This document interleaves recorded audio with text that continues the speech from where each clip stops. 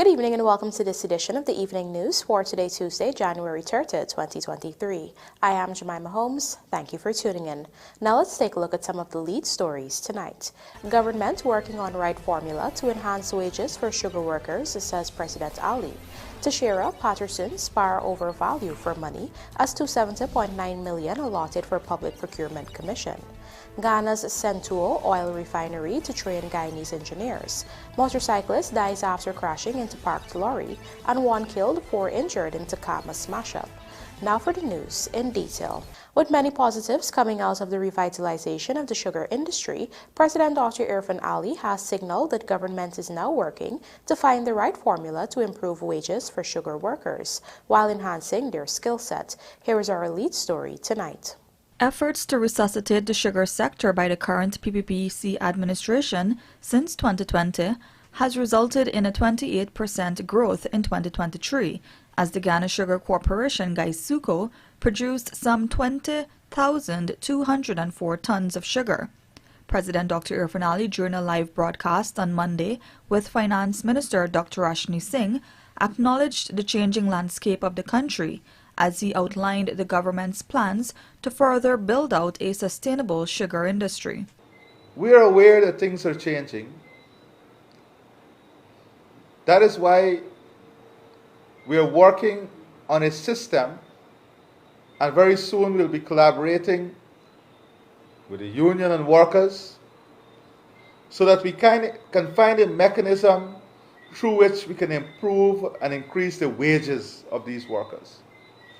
Not only did more than 25,000 people lost their livelihood during that period, but since we came back, thousands of jobs, directly and indirectly, has been recreated. But we are not satisfied with that. We are now working on a plan to up the skill level of our cane harvesters so that they can be part of the mechanization project, operating the machines. The closure of the Skeldon, Enmore and Rose Hall sugar estates saw some 2,786 workers fired and 23,189 persons directly and indirectly affected. Since 2020, over 2,100 persons have been rehired. At Wales, 1,251 workers were dismissed, while 5,004 persons were affected directly and indirectly. In 2020, President Ali explained that the government assumed office to find the sector in total disarray.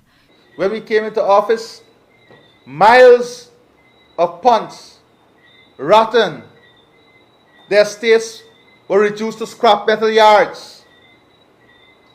The fields were forested. The entire drainage and irrigation system completely dismantled. Friends, we had to rebuild from the scratch. We had to rebuild from zero.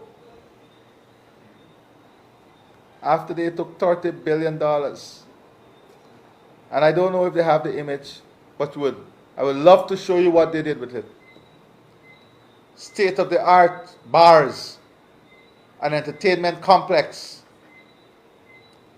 That was their interest. He also called out the former government for defending the downsizing of the sugar industry. To spend so much money on sugar is pouring good money behind bad, Mr. Finance Minister. Good, so that's it. That's his philosophy. And this is a man and a government that sent home thousands of workers directly, affecting over 40,000 people directly, killing economies all over this country, sending more than 25,000 persons directly and indirectly on the breadline, taking hundreds of children out of school when they close the industry. And you would believe that there will be some remorse. This statement he has made, that the investment we are making in sugar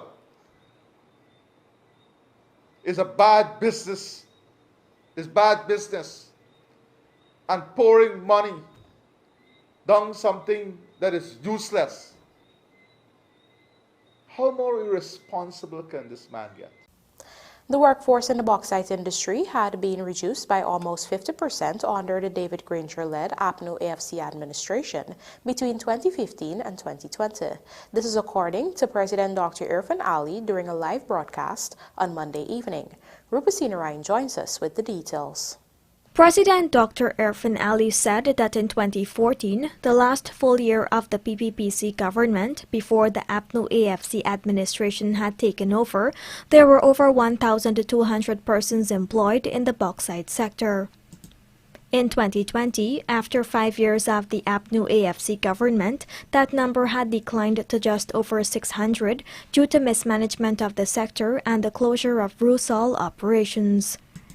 President Ali, who was joined on the live broadcast by Finance Minister Dr. Ashni Singh, said additionally that during the period 2015 to 2019, the sector had grown by an average of only 1.8%. This opposition claimed that they love this region. And in fact, they benefited politically from the type of narrative that they take to the region. But look at what happened during their period in office. 50% of the people who were enjoying a livelihood from the industry the PPP Civic left in 2015. When we came back in office, they lost their jobs. 600. Why? Because of bad policies, mismanagement, the high-handed approach, the iron fist approach that is associated with APNU AFC government. The sector is projected to grow in 2024 by nearly 60% as investment expands under this government. We encourage investment. We lay out a policy framework that sought to reignite confidence in the sector. Despite COVID, despite the increase in the shipping costs, despite the sanctions on the main operator, all of this occurred whilst we are in government. Did we walk away? Did we walk away? Did we abandon? No. Instead, we are projecting the sector to grow by 60%. Why? Because investment in the sector is now expanding. And why is investment expanding? Because of confidence, because of policy, because of a framework that investors can trust and rely on. These are the things that stimulate investment.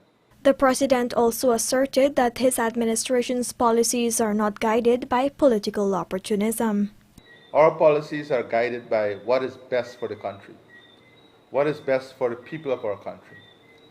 And it is, in my opinion, regardless of the sideshows that are orchestrated by some, supported by some claiming intellectualism in their support.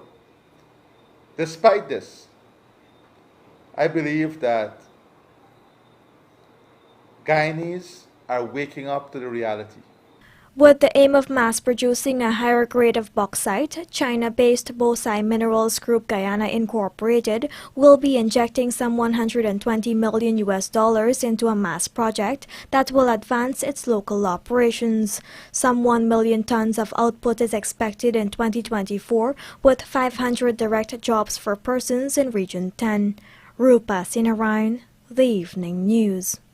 Day one of the consideration of estimates for the 2024 national budget got underway today with a fiery exchange between Minister of Parliamentary Affairs and Governance Gail TEIXEIRA and opposition parliamentarian David Patterson.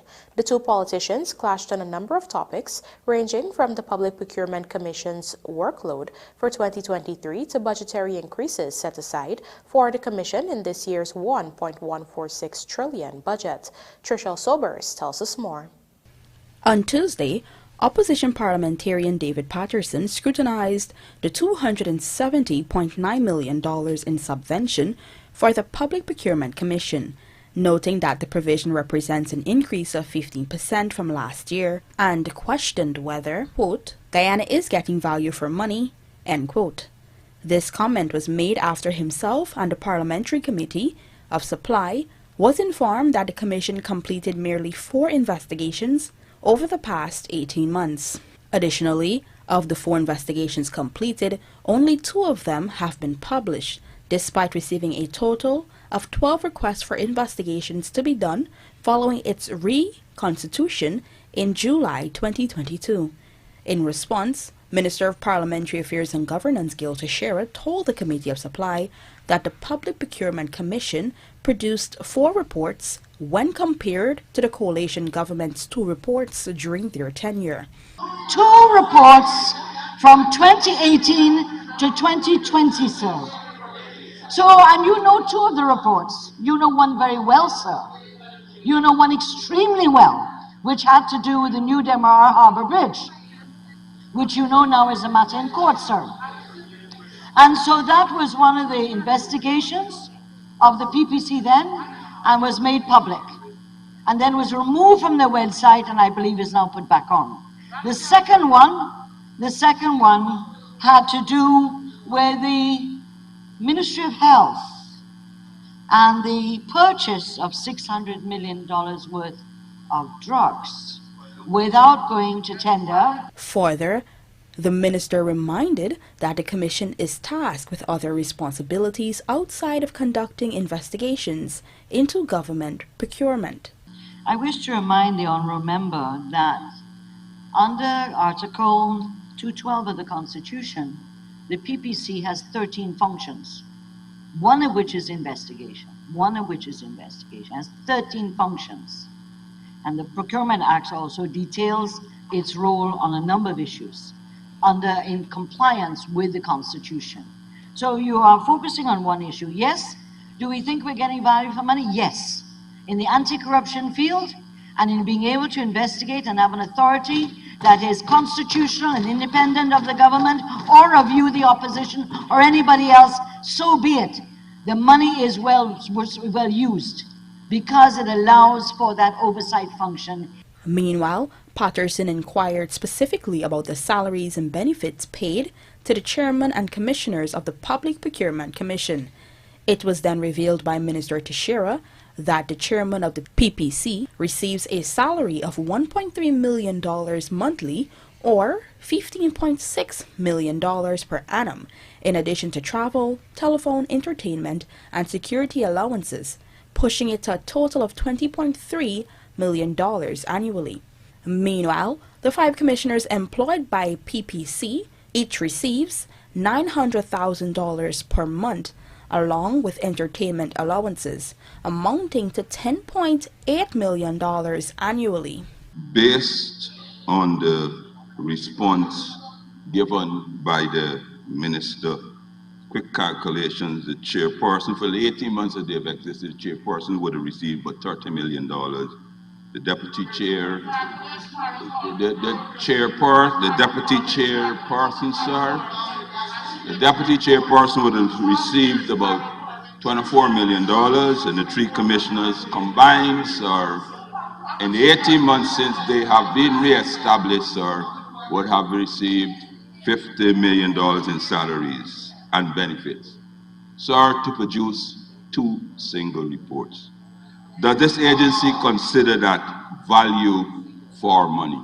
The members of the PPC were appointed by President Dr. Irfaan in July 2022. They are Attorney at Law Pauline Chase, Economist Raul Locus, Financial Analyst Joel Bagwaldin, Berkeley Wickham, and Rajnarain Singh. The first PPC was established in October 2016, more than a decade after the Constitution was amended to cater to the procurement oversight body. Trishelle Sobers, Evening News. The budgetary provision of $3.5 billion for the Guyana Elections Commission, GCOM, has been approved by the Parliamentary Committee of Supply. Here is Trishelle Sobers again with the details. Last year, The Guyana Elections Commission had received $5.2 billion, but this year, the entity will be receiving $3.5 billion. While GCOM's allocation was decreased this year, a substantial amount of money was set aside in the budget for the maintenance of building infrastructure, as well as the procurement of office and medical supplies, among others. Minister TEIXEIRA explained that the money deducted from GCOM's budget was the provisions made for local government elections in 2023, noting that the provision isn't necessary given that Guyana will not be hosting elections in 2024. However, on the topic of wages and salaries, the minister was quizzed by opposition parliamentarian Valdo Lawrence. We're told that last year the Commission catered for the local government elections. And so we see salaries, wages and salaries at $1.6 million. In a year of 2024 where there is no elections, why do we see the increase to 1.799, almost $1.8 million? In response, Minister TEIXEIRA reiterated that the larger sum caters for the 6.5% salary increase. I'm advised that the increase is due to the 6.5% increase in salaries and also the gratuity that's paid biannually to the staff. So some people's 6 months would cross over into 2024 from 2023.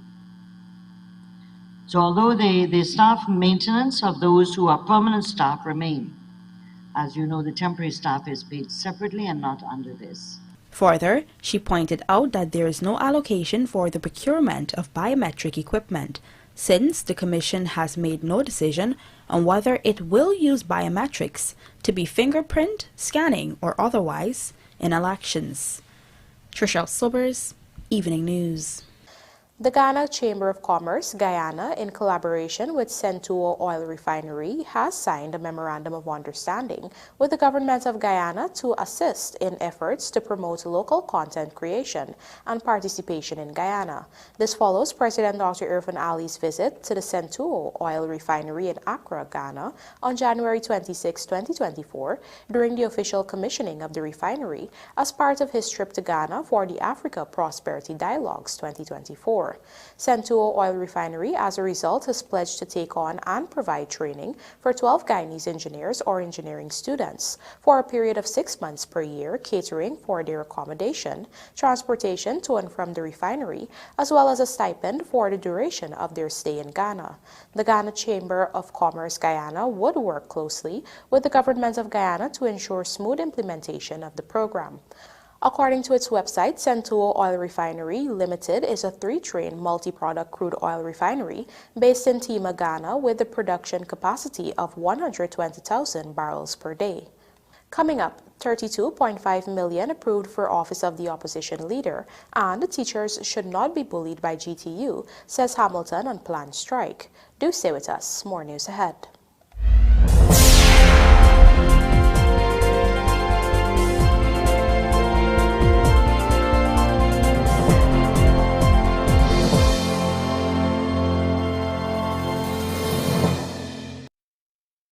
Ladies and gentlemen, are you ready to kick off the new year with a bang?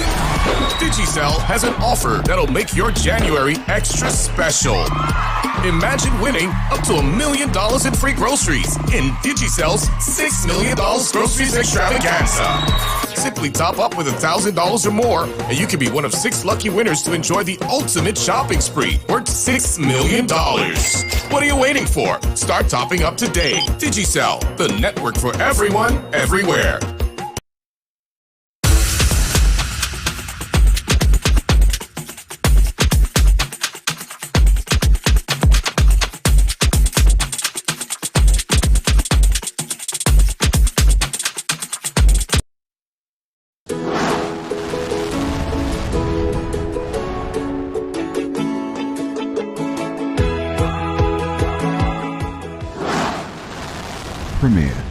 Premier insurance coverage for less.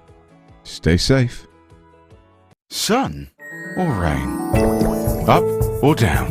No one knows what tomorrow will bring, but with Premier's commercial property insurance, you'll be ready. For all risks insurance, call 223-0840 or visit premierinsurance.gy. Fuel your success. Premier Insurance. Premier Insurance coverage. Superbet, your best bet. Did you know that you have a chance to win up to 50 million with sport betting? Simply place your bets at www.superbet.gy for your chance to be the next lucky millionaire. Must be 18 years and older. Terms and conditions apply. Play responsibly.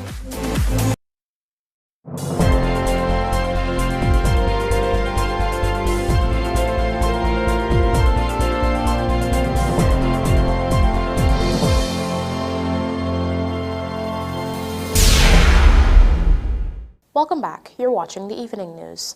A motorcyclist was killed after he crashed into a parked lorry at Dora along the Soestdijk-Linden Highway on Monday evening.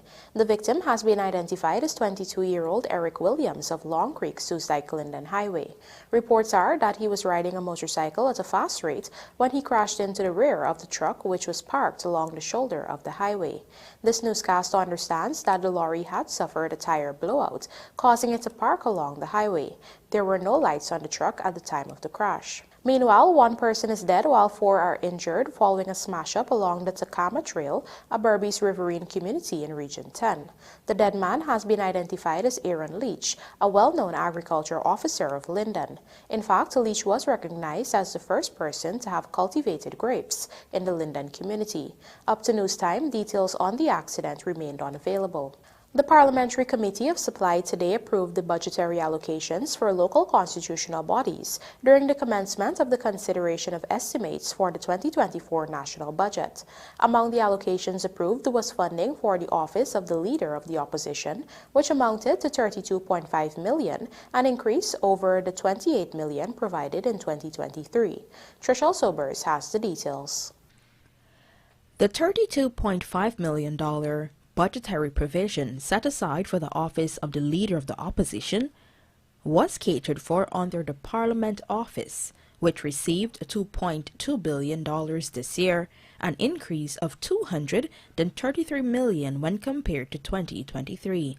Before the National Assembly on Tuesday, opposition parliamentarian Ganesh Mahipal questioned whether Parliament Secretaries Vikash Ramkissoon and Sarah Brown will be paid, given that the acting Chief Justice Roxanne George ruled in 2023 that their appointment was unlawful.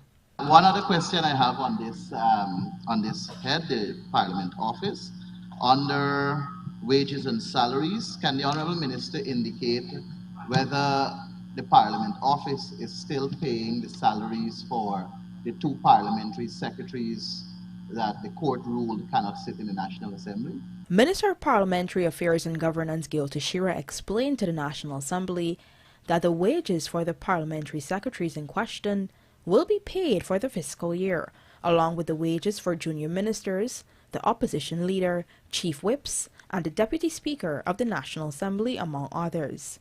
Some $503 million was set aside in this year's budget for statutory wages and salaries.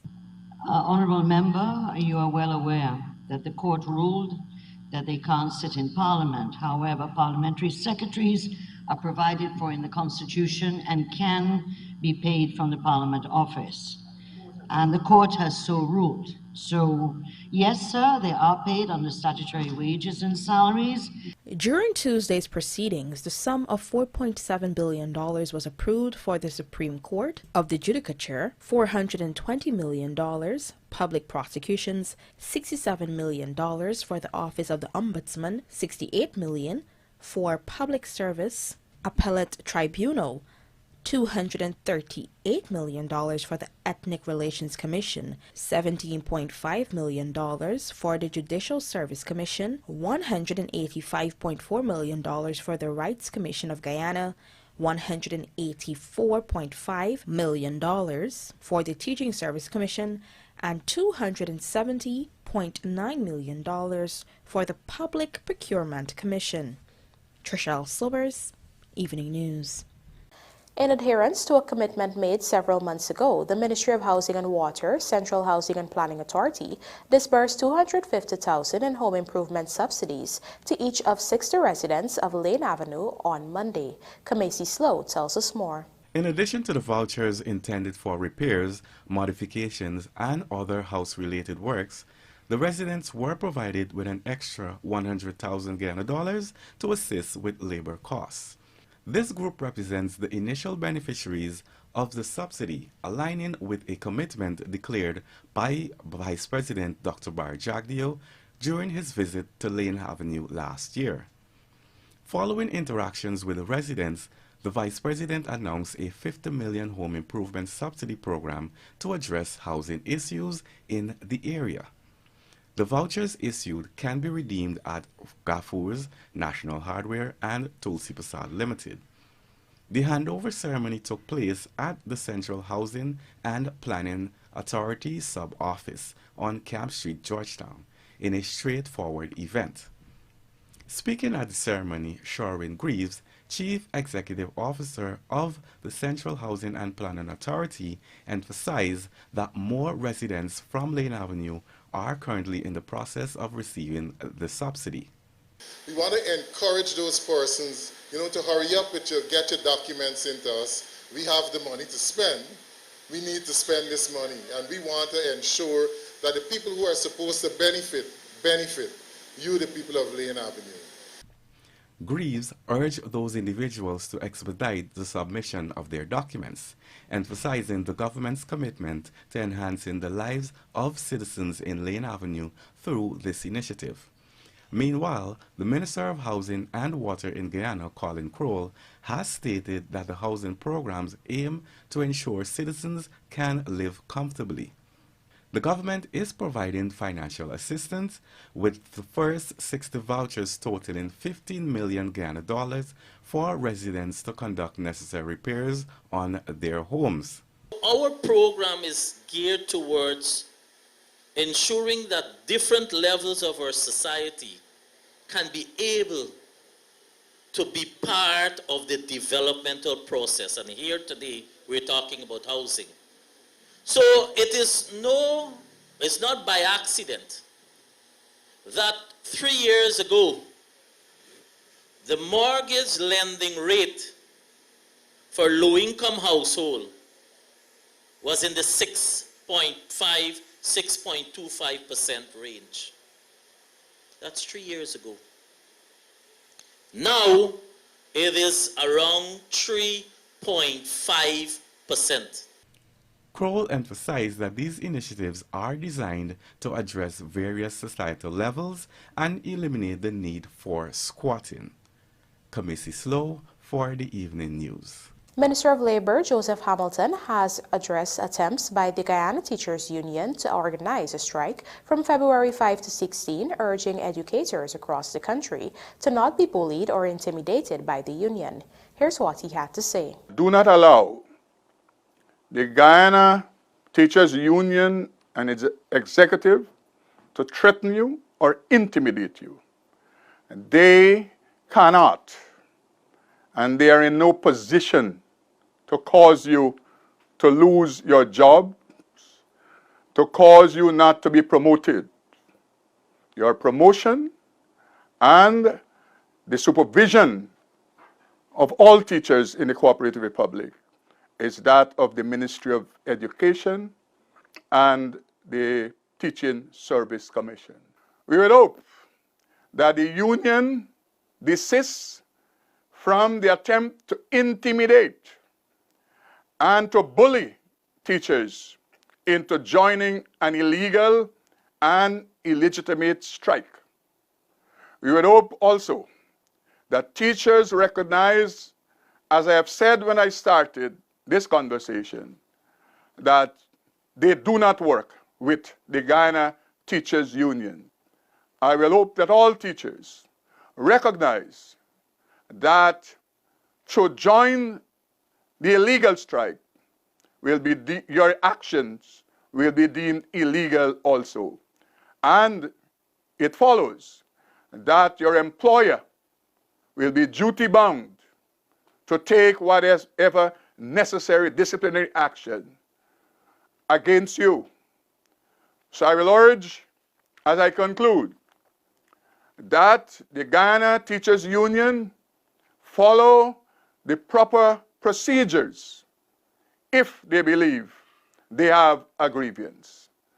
The Ministry of Labor, the Chief Labor Officer, will not countenance any breach of the labor procedures, any breach of the agreement and its contents outlined between the two parties, that is the Guyana Teachers Union and the Ministry of Education. Teachers, I would hope that you continue to do your job. I will hope that you continue to give service to the children that are in your care, and I would hope that you continue to serve this great land of ours, the Cooperative Republic of Guyana. And now for a look at the bridge reports. The Demerara Harbour Bridge will be closed to vehicular traffic on Wednesday, January 31, 2024 at 4 hours for a period of 1.5 hours.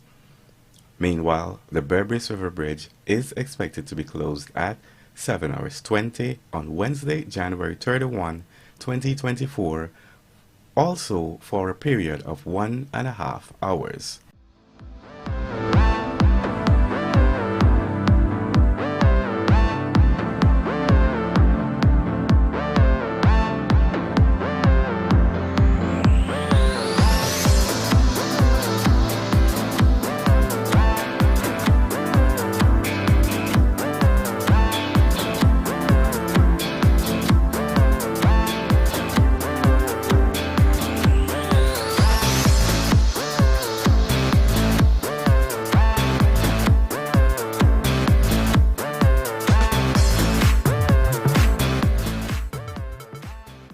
President Ali commits support for Golden Jaguars and West Indies narrowly get past Sri Lanka in Under-19 World Cup. Details of these stories in this broadcast are sponsored by MacCorp, coming up on the other side of the break.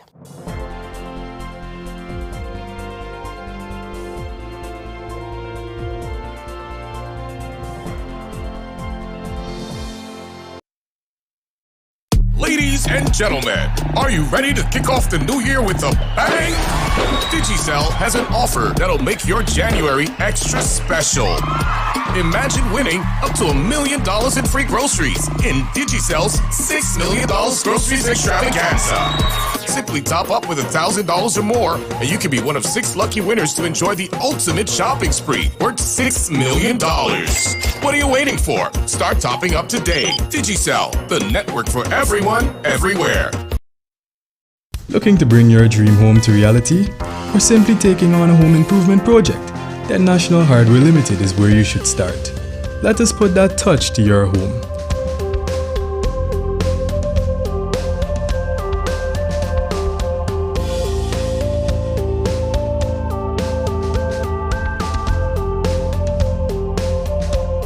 Choose from over 1,000 Berger Paint original hues for any surface.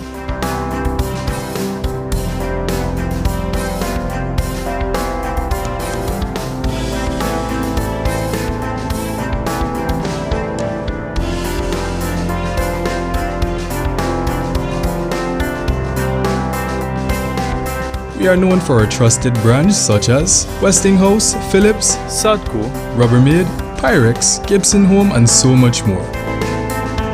National Hardware Limited, your do-it-best store. Located in downtown Georgetown and industrial site Rhymeville. Did you know that when you leave your property unoccupied and unmanaged, it deteriorates much faster than you can imagine? Then before you know it, much of your hard-earned investment is wasted. At Hand in Hand Trust Corporation, property management is our business. Whether you travel for long periods, live overseas, or have several properties that require managing, let us at Hand in Hand Trust Corporation take care of this for you. Your property is safe with us. Hand in Hand Trust Corporation Incorporated, a member of the Hand in Hand Group of Companies.